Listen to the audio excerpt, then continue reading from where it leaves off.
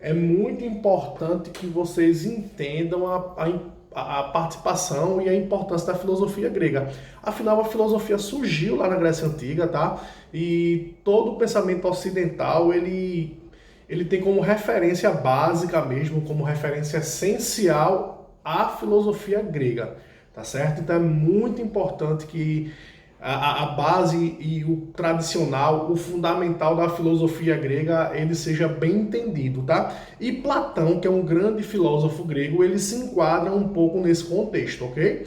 Bom, antes de começar a falar de Platão, eu vou colocar aqui como a filosofia grega é basicamente dividida, tá? A filosofia grega ela é dividida basicamente em três períodos, e a gente coloca o filósofo Sócrates como meio que o divisor de águas nesse contexto. Então eu tenho aqui o período socrático, só que eu tenho o período pré-socrático, que é a primeira fase da filosofia, onde nós já estudamos isso em sala de aula, em aulas anteriores. O período socrático, também falamos sobre Sócrates, e o período pós-socrático ou helenístico, tá? O período pós-socrático ou helenístico. Professor, por que helenístico?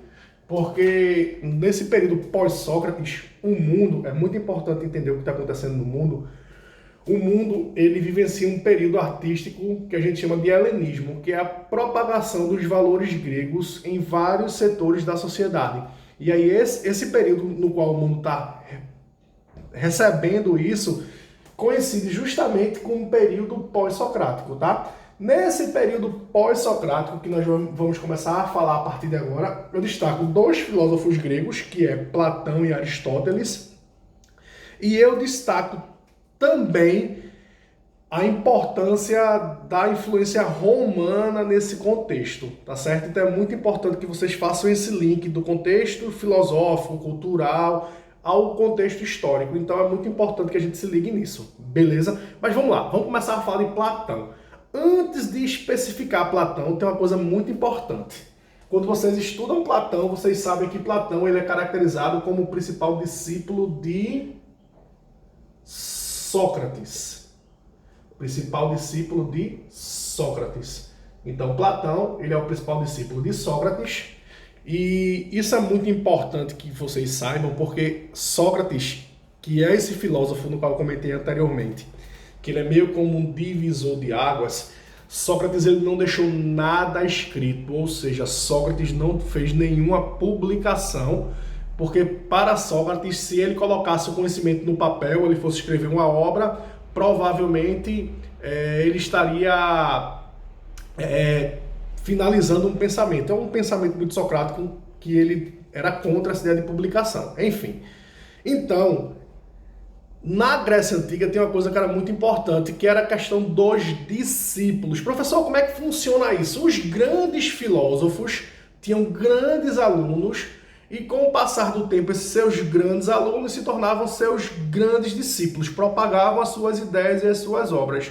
Eu falo isso porque nós sabemos atualmente das obras de Sócrates, além do teatro grego, principalmente por esse cidadão aqui, principalmente por conta de Platão, porque Platão ele pegou várias de suas obras, como o Banquete, como a República, que são obras de Platão, e nessas obras Platão ele colocou ali vários textos, várias ideias de Sócrates. Então é muito importante que vocês se liguem nisso, beleza, gente?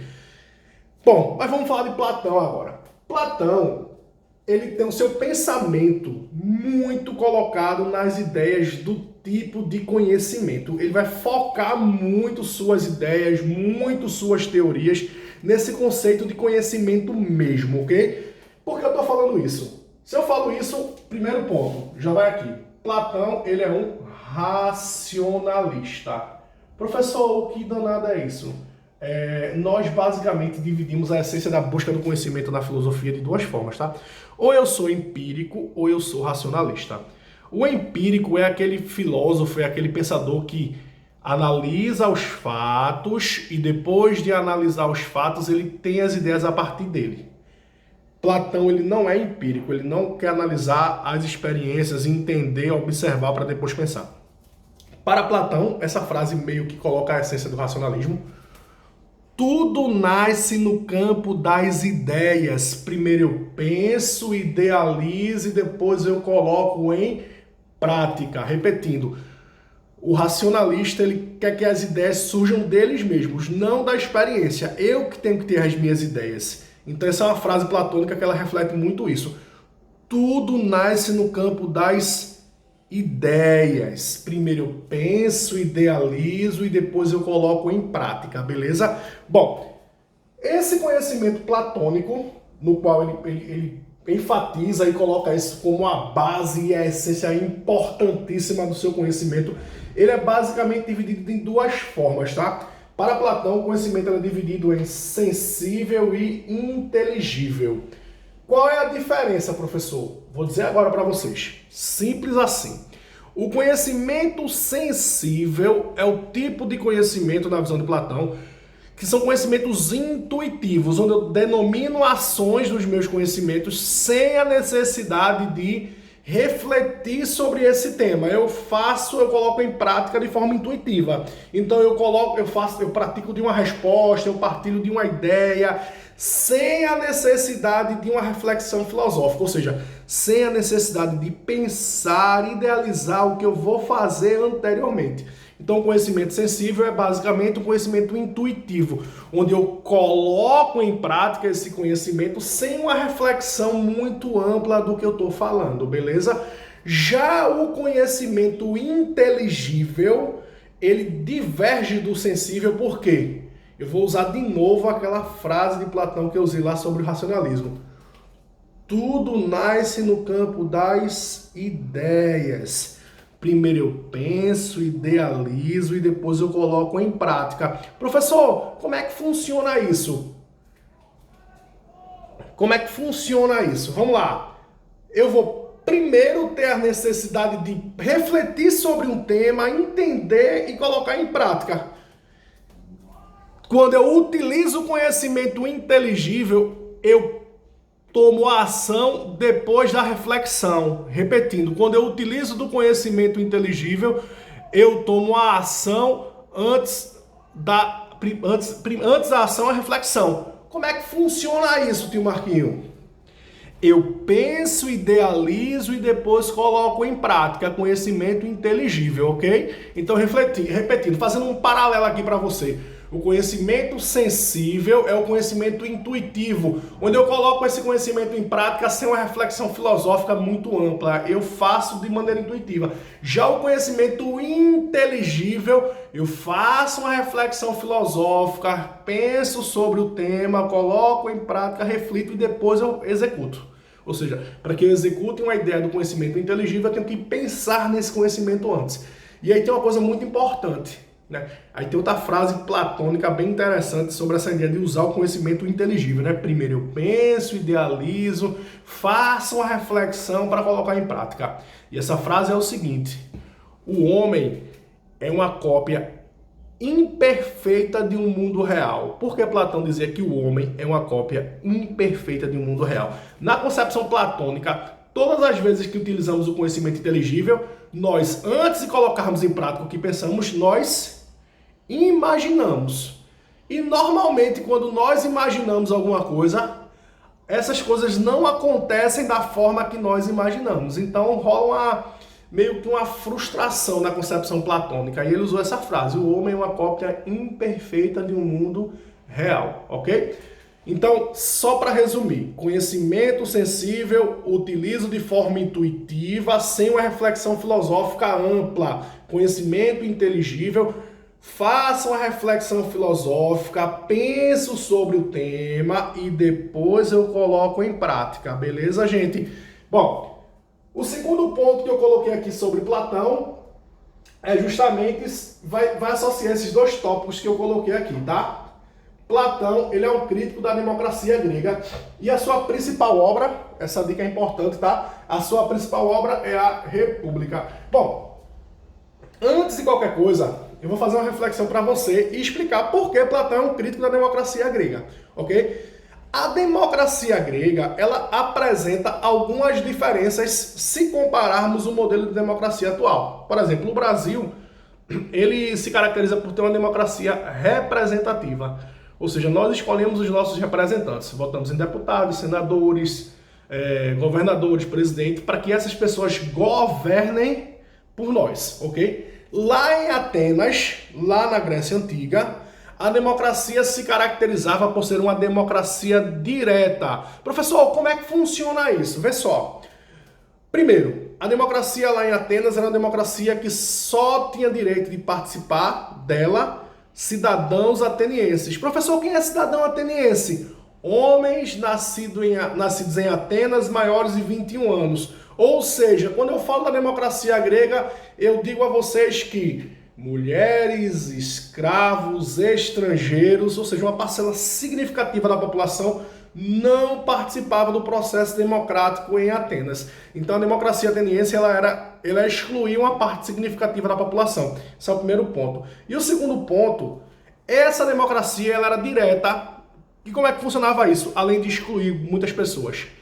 Não existiam esses representantes como existem hoje. Esses cidadãos de Atenas, esses homens nascidos em Atenas, maiores de 21 anos e tal, eles iam para uma espécie de ágora, que era uma espécie de praça pública, e nessa praça pública, nessa espécie de ágora, eles definiam todas as ideias lá e todos os processos políticos. Então era uma coisa que excluía a participação da maioria da população. Fato que vai fazer com que Platão venha a tecer bastante críticas ao modelo democrático ateniense. Então, isso é importante porque os vestibulares, e a gente está também pensando em vestibular, então é importante que a gente tenha essa leitura. Os vestibulares, eles adoram fazer esse tipo de abordagem. E se tiver alguma questão de vestibular, nunca esqueça. Platão, ele é um crítico ferrenho, significativo daquele modelo democrático ateniense. Além disso, como eu falei para vocês, a principal obra de Platão chama-se A República. Inclusive, eu aconselho a leitura dessa obra. Inclusive, eu tenho aqui, aconselho muito a leitura dessa obra, tá? Muito importante, é um dos clássicos da filosofia. E A República de Platão, eu já li essa obra algumas vezes, porque eu já li anteriormente e de vez em quando eu pego algumas reflexões desses temas, né? E essa República de Platão, ele prega a necessidade de que os representantes do povo estejam no governo. É uma ideia muito sintetizada dessa obra. Então, para Platão, o modelo político mais importante é aquele que os anseios do povo, os anseios da população, da sociedade, eles estejam colocados em prática. Basicamente, é uma crítica que Platão faz à própria democracia, que naquele período ali da Grécia Antiga, ela fincava justamente apenas aos cidadãos de Atenas, ok? Bom, gente, nessa obra A República, além dessa reflexão sobre democracia e essa crítica, e essa necessidade do qual Platão prega de termos um contexto onde as necessidades e os anseios do povo sejam evidenciados, sejam colocados em prática, nós temos também vários pensamentos de Sócrates dentro dessa leitura. Então, Sócrates, que é considerado como o principal filósofo grego, você pode se perguntar, professor, por que Sócrates é tão importante para a filosofia? Que Platão, ele pega as suas obras e fala muito dele. Por um motivo, gente. A filosofia grega, antes de Sócrates, nesse período aqui chamado de pré-socrático, ou cosmológico, né? Ou seja, se preocupava em buscar uma ordem racional. Ou seja, a primeira fase da filosofia, ela buscava o uso da razão e explicação de fenômenos da natureza. Inclusive, nós tínhamos químicos como Demócrito, considerado filósofo, nós tínhamos matemáticos como Pitágoras e como Tales, considerados filósofos. Então, buscar um pensamento racional, sistemático, nessa primeira fase, eu sou o quê? Filósofo. A partir do momento que Sócrates entra nesse contexto filosófico, a filosofia ela ganha algumas características muito, mas muito ultra mega importantes. Eu coloco a filosofia mais humanista, ou seja, eu vou inserir o homem nesse contexto filosófico, e muito mais crítica, né? Refletindo sobre valores, critérios, modelo político, aspectos de sociedade e por aí vai. Tá? Então, eu vou inserir o homem, os anseios da sociedade, reflexões filosóficas e vários outros critérios dentro do contexto filosófico. Daí a importância desse cara chamado Sócrates para a sociedade. Daí a importância de Platão, que vai descrever várias ideias de Sócrates para que a gente entenda esse cara que foi o divisor de águas, ok? Bom, eu coloquei aqui outro subtópico bem interessante sobre o mito da caverna de Platão. Platão, como eu falei para vocês, ele era muito defensor da necessidade de termos conhecimento, ok? E no mito da caverna eu não sou um ator, mas eu vou tentar sintetizar aqui a ideia. Então, se sai um pouco engraçado fora dos conformes, é porque existe um amadorismo desse ator que vos fala, ou que vai tentar ser, que é o seguinte: certa vez, Platão afirmou que um grupo de pessoas viviam em uma caverna. Nessa caverna, eles viviam de costas para a saída, ou seja, por estarem de costas para a saída, essas pessoas só enxergavam as sombras delas mesmas, ou seja, a claridade batia e eles enxergavam as sombras, e eles acreditavam que essa sombra refletia a realidade, que essa sombra refletia o mundo que eles acreditavam que era verdadeiro. E essa caverna era úmida, desconfortável, escura, não era muito legal viver, não era muito bacana viver nessa caverna. E aí, certa vez, um dos integrantes dessa caverna decidiu virar, ou seja, olhar para o lado oposto, olhar para a saída, e ele foi andando e olhando e refletindo e descobriu que existia uma saída para aquela caverna. Quando ele saiu da caverna, ele descobriu que existia um mundo grandioso lá fora. Um mundo onde tinha vida, onde era mais confortável do ponto de vista climático, onde tinha um mundo de possibilidades e que não eram só as sombras que era a verdade para ele. E esse indivíduo, ele ficou tão empolgado, que ele decidiu voltar para a caverna e contar a novidade para as pessoas que estavam lá, com aquela ideia, com aquela possibilidade de que todos iriam sair de lá e todo mundo iria para esse mundo novo. Bem, chegando na caverna, as pessoas vão tratá-los como maluco e ele vai terminar sendo assassinado. E ninguém entende e escuta o que eles colocam.